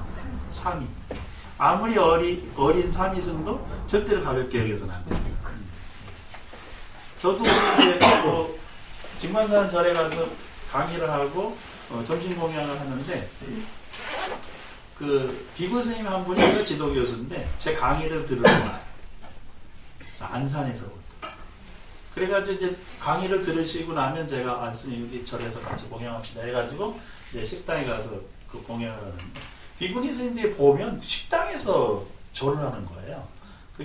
근데 오늘은 이제 차를 마시고 주지 스님을 뵈니까 주지 스님이 회감이 훨씬 넘으셨거든요. 이 스님은 이제 49인데 주지 스님이 넉적 그 비구 스님한테 절을 해요. 근데 학교로 보면 우리 그 비구니 스님이 그 엄청 선배입니다. 연배는 높으시고. 그러니까 이제 이 비구 스님도 너무 황송하죠. 그러니까 맞절하는 모습을 제가 봤어요. 그래서 이 비구 스님은 그 비구니 스님, 주지 스님을 학교의 선배 스님으로 연장자로 예우를 하고, 그리고 이 비구니 스님은 비구 스님이기 때문에 아무리 나이가 어려도 예우를 해드리고, 그 아름다운 모습을 봤거든요. 그래서 서로가 서로를 가볍게 여기지 않는구나. 우리는 뭐 그냥 삐쩍 먹니하고 막 쏘고 이러고 최대한 오체투지로 저를 서로 하더라고요. 그래서 저는 옆에 서서 이제 보니까 저게 정말 아름다운 모습으로 상대방은 최대한 머리를 땅에 대고 최대한 공경의 표현으로 저를 서로가 하는 모습을 봤어요. 그래서 그런 마음으로 우리가 이제 살아가야 되겠죠. 뭐 일상생활을 그렇게 할 수는 없는데. 어저께 저는 또 이 불교 기자협회에서 상 주는 심사위원으로 심사를 갔거든요. 심사위원 셋이 모여가지고 이제 심사를 했습니다. 그래서 대상 바람일상 이렇게 해서 세 사람을 선정을 했는데 저는 이제 시간이 없어서 선정만 하고 바로 이제 강의하러 갔어요. 근데 그 심사위원으로 왔던 그 여자 교수님이 이제 정년퇴직 하셨거든요. 그 보살님이 전화를 했더라고요. 그런데 그 보살님이 이제 같이 식사를 해야 되는데 식사를 못해서 미안했고, 그리고 그 교수님 얘기를 들어서 너무 감명 깊었고, 그리고 자기가 심사 과정에서 자기 얘기를 너무 내세워서 혹시 결례가 되지 않았는지 죄송한 말씀 올린다고 전화를 하신 거예요. 이게 지금 우리 심사하고 나서 그런 전화 받기가 어렵잖아요. 그러면서 이제 전화를 하셨는데 저한테 뭐라고 칭찬을 하셨냐면, 사실은 아니겠지만 저한테 뭐라고 그랬냐, 교수님은 단순히 공부만 한 게 아니라 수행이 뒷받침된 공부를 하셨다라는 게 얼굴에서부터 보인다는 거예요. 정말 그렇게 보입니까? 근데 왜 이 얘기를 하냐면, 제가 그렇다는 게 아니고, 그 분이 나이가 들으시니까 상대방을 칭찬해 줄 줄 아는 거예요. 상대방을 공경해 줄 줄 아는 거야. 그러니까 상대방이 그렇게 얘기하니까 제 마음은 어떻겠어? 좋은 게 아니고 이게 몸둘 바를 모르는 거죠. 선배님도 한참 십몇 년 선배신데 그런데 노 선배가 저한테 그렇게 칭찬을 해주는데 문제는 제 입에서는 그거에 상응하는 칭찬을 못했다는 사실 그래서 이게 열리는 차이인데 그 얘기를 들으면서 저도 그에 상응하지는 못하지만 나름대로 그 선배님을 뵈서 너무 기뻤고 이렇게 얘기는 했는데 그분이 구체적으로 제 얼굴 표정 그때 제가 한 말을 드러내가지고 칭찬을 해주는데 이게 나는 무슨 얘기냐 그분은 저를 그렇게 세밀하게 관찰하면서 저를 봤는데 저는 사실 그렇게 안 봤어요. 그냥 심사위원 한 사람이도 그냥 자기 주장이 좀 강하신 분이구나 이렇게 생각하고 갔지. 사실은 그분의 장점을 보고 칭찬해 줄 마음을 일으키지 못했다는 거예요. 내가 그 칭찬을 듣고 제가 참여를 했어요. 야, 나는 그렇게 못하는구나. 저분은 어떻게 나를 그렇게 세밀하게 관찰을 해서 만난 시간이 딱 30분입니다. 딱 30분 얘기하는 거예요. 왜냐면 제가 강의 시간이 이제 있어가지고 빨리 나가는 딱 30분 만나가지고 앉아서 얘기를 했는데 저를 아주 디테일하고 구체적으로 그렇게 칭찬해 준다는 건 이게 대단하시다. 그래서 제가 배웠어요. 칭찬은 저렇게 해야 돼. 그래서 여러분들도 좀 서로 칭찬 좀 해주시기 바랍니다. 저도 요즘 오전에 어제는 노 선배님이 칭찬하는 걸 듣고 오늘은 그 스님들 두 분이 서로 대우해주고 칭찬해주고 그리고 서로 이제 자기의 공부한 것을 드러내면서 동시에 상대방을 칭찬해주고 공덕을 칭찬해주고 그리고 또 서로가 또 이렇게 그 공부할 거리를 좀 주고 이런 것을 보고 역시 공부한 분들이 좀 다르구나. 나는 너무 부족하다. 나는 그냥 그 귀중한 인연인데 명함도 준비 안 하고요. 그냥 적당히 이거 심사만 하고 가면 됐지. 이런 거였어요. 근데 그 30분의 만남을 아주 소중하게 생각해서 그거는 좀 저도 배웠고 여러분들에게 얘기해드리는 것은 여러분들도 좀 칭찬에 인색하지 마시고 서로 칭찬하면서 존중해주고 존경을 나누면 그만큼 이제 서로가 공부가 된다는 겁니다. 이 상불경 보살에서 우리가 반드시 기억해야 되는 겁니다. 그래서 끊임없이 다른 사람의 단점을 보려고 하지 말고 다른 사람의 장점을 보고 그 장점을 공경하고 칭찬하고 찬탄해주는 일을 해야 되고 그리고 그러려면은 인욕하는 마음이 있어야 됩니다. 상이 없어져야 된다는 거예요. 상을 내려놓고 인욕하는 마음을 가지고 있어야 상대방을 칭찬해 줄 수 있고 상대방의 마음을 섭취해 줄 수 있는 겁니다. 저도 요즘 제가 이제 나이가 환갑이 돼가지고 이제 철이 들어서 내가 그동안에 너무 어리석게 살았고 너무 제 잘난 맛에 살았고 다른 사람의 장점을 제대로 보지 않았다. 어떤 경우든 장점을 보고 그 장점을 칭찬해서 그 상대방이 그 장점을 더 살려가도록 이렇게 해주는 것이 이 법화경 공부를 통해서 이거 공부하니까 보이고 근데 저도 이 법화경 강의도 여러 번 하고 이 법화경을 여러 번 공부를 했는데 왜 여러분들하고 공부할 때 이게 보이는지 모르겠어요. 다른 데서는 이게 안 보이더라고요. 근데 그래서 치절인연이 됐고 그리고 저도 이제 이 수미정사에 와서 법화경을 공부하면서 법화경의 그 더 중요한 가르침들을 내가 체득하고 있구나 이렇게 생각을 하고 있습니다. 조금만 독송을 하겠습니다. 328쪽 상불경 보살품. 그때 부처님께서 득대세 보살 마술에게 말씀하셨다. 너는 이제 마땅히 알라. 만일 비구비구니 우바세 우바이 중에서 법화경 가진 일을 어떤 사람이 악한 말로 욕하고 비방하면 얻는 큰 죄보가 앞에서 말한 바와 같고 그 얻는 공덕은 이제 말하는 바와 같이 눈, 귀, 코, 혀, 몸, 뜻이 다 청정하리라. 득대세야 한량없고가 없는 불가사의 아승기겁을 지나 오랜 옛날에 부처님께서 계셨으니 이름은 위음한 열애 은공 정변지 명행적 선서 세간에 우상사 조장구 천인사 불태전이며 법의 이름은 이세요 나라 이름은 대성이었느니라. 그 위음함께서 그 세상 가운데 하늘인간 마수들에게 설법하시되 성문을 구하는 이에게는 사제법을 설하여 생로병사를 극복하고 마침내 열반에 이르게 하시고 벽지부를 구하는 이에게는 12년법을 설해 주시고 여러 보살들에게는 난역다라 삼명삼보리를 인하여 육바람 일단을 설해 주시어 마침내 부처님지에 들게 하셨느니라. 득대세야 이 위음왕불이 수명은 40만억 나일타 항하의 모래수와 같은 겁이며 정법이 세상에 머무는 겁수는 1년 무제의 가는 티커스와 같고 상법의 세상 겁수는 4천하에 가는 티커스와 같으니 그 부처님께서는 중생을 이익해 한 뒤에 멸도하셨고 정법과 상법이 다 멸진한 뒤에도 그 국토에 다시 부처님께서 나시니 또한 이름이 위음왕 열애응공 전변지 명행적 선서 세간의 무상사 조장구 천인사 불세존이었으니 이와 같은 차례로 똑같은 이름의 부처님께서 2만억이나 계셨느니라.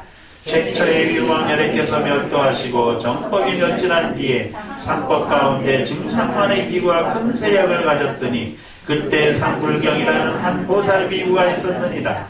득대세야 무슨 인연으로 그를 상불경이라 이름하는지를 아느냐. 이 비구는 비구니 우바세 우바이를 보면 모두 다 예배하고 찬탄하며 말하였느니라. 나는 그대들을 깊이 공경하고 경만하게 생각하지 않나니 왜냐하면 그대들은 모두 보살의 도를 행하여 반드시 성불하기 때문이니라. 그 비구는 경전을 읽지도 않고 외우지도 아니하며 다만 예배만 행하였느니라. 멀리서 사후대중을 볼지라도 또한 쫓아가서 예배하고 찬탄하여 말하였느니라. 나는 그대들을 경만하게 생각하지 않나니 그대들은 다 반드시 성불하기 때문이니라. 예, 거기까지만 보겠습니다. 이제 상불경 보살이 왜 등장하게 되는지 이해하시죠? 상불경 보살의 이 그 개념 중에서 이제 그 부처님께서 여기 강조한 게 성문승 연각승 보살승에 대해서 그 328조 하단에 그 네 번째, 다섯 번째 밑에서 다섯 번째 줄부터 써놨어요. 성문을 구하는 이에게는 사제법을 설하여 생로병사를 극복하고 마침내 열반에 이르겠다. 그러니까 성문승에게 설했던 가르침은 사제법이라고 하는 거. 아까 사성제를 시정건전 증전 얘기했잖아요. 이게 굉장히 중요하구나 이렇게 아셔야 되고 벽지부를 연각승이라고 합니다. 연각승 벽지불에게는 뭐를 설했다고요? 12인연법. 근데 12인연법도 보면 뭐로 시작이 돼요? 무명, 행식, 명색, 유립, 촉수의치, 생노사니까 결국 12인연도 그 무명을 타파해야 됩니다. 그 12인연 연기법도. 그러니까 벽지불 연각승도 무명을 타파하려면 결국 뭘 배워야 돼요? 사성제 배워야 돼요. 네. 그러니까 사실은 다른 표현이지만 공부 내용은 같은 겁니다. 그 다음에 그 보살들에게는 안욕따라 삼맥삼보리를 인하여 안욕따라 삼맥삼보리에 도달하도록 이 말이에요. 그리고 그 도달하도록 육바라미를 설해줘서 마침내 부처님의 지혜에 들어가겠다. 근데 그 부처님의 지혜에 들어가려면 반드시 또 깨우쳐야 되는 게 사성제입니다. 그러니까 여기 공통된 게 다 사성제, 표현은 제대로 안 돼 있지만, 그래서 요거 꼭 이거 기억해. 이게 지금 같은 표현이 이 법화경이 지금 서너 번 나오고 있어요. 그래서 이제 꼭 기억을 하시고, 이 지금 법화경을 공부하는 사람 중에 삼승의 여러 수행자들에 대해서 부처님께서 결국 성불의 길로 가도록 이끌어주고 계시는구나 라고 하는 것을 깨우치고 가야 됩니다. 그 다음에 이제 329쪽에 가면 상불경보살 비구가 상불경보살이 비구스님이었구나 이렇게 이제 알 수 있고, 그 위음왕 열애라고 하는 분이 그 2만억급 이상을 계속 같은 이름으로 뒤를 이어서 계속 부처님으로 나오셨다는 그 세계에서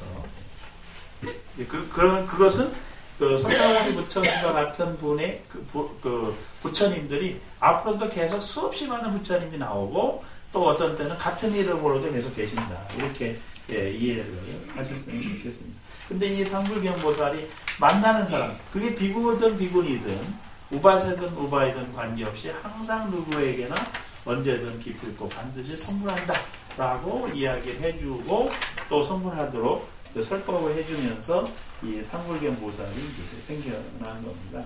그런데 나중에 봤더니 그 330페이지 넘어가서요. 그 밑에서 보면은 그 네 번째 줄이 있어요. 득대서야 너희 생각은 어떠하냐? 그때의 상불경 비구가 어찌 다른 사람이겠느냐? 그 사람이 바로 내 몸이었느니라. 지금 상불경 보살이 누구였다고요? 석가모니 부처님 전생이었다는 거예요. 석가모니 부처님 전생의 수행 과정에서 상불경 보살로 수억겁 동안 수행을 했다는 겁니다. 그래서 그 수억겁 동안 2만억겁 동안 누구든 만나면 끊임없이 성불한다라고 일러주고 성불하도록 가르쳐주고 끌어주고 찬탄해주고 칭찬해주고 했다는 겁니다. 누가요? 석가모니 부처님께서. 그러니까 석가모니 부처님도 어느 날 왕태자로 태어나가지고 그냥 어느 날 깨우쳐가지고 부처님이 된 게 아니라는 거예요. 수없이 전생 동안 오랫동안 닦고 정진하고 그리고 또 수행하고 그리고 많은 사람들에게 공양을 올리고 한 그 공덕이 바로 석가모니 부처님이 되었다는 겁니다. 그러니까 그러면 우리도 그렇게 오랫동안 공양하고 찬탄하고 해야 성불하느냐? 그 오랜 기간에라고 하는 것이 상대적인 거예요.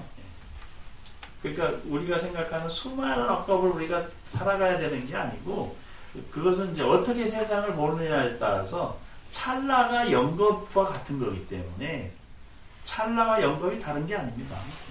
그래서 그렇게 오랫동안 수행하면 나는 언제 성불을 하냐 이런 생각 가지실 필요가 전혀 없습니다.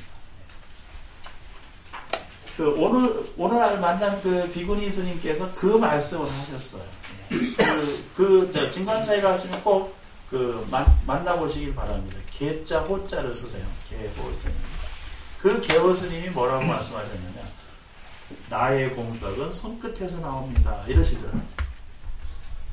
나의 공덕은 손끝에서 나옵니다. 손끝이 뭐겠어요? 그 스님이 음식을 만드셨어요. 그래서 그 스님은 끊임없이 사람들이 오면 음식을 만들어서 공양을 올렸어요. 강원에서도 그러고. 하여간 누구든 만나면 그 손으로 만두도 빚어서 공양을 올리고 그러다 보니까 그 몇십 년 동안 30-40년 이상을 끊임없이 해. 그러니까 집에서 뭐라 그러냐. 그 똑똑한 머리로 대학을 가고 그랬으면 얼마나 세상을 잘 살았겠냐.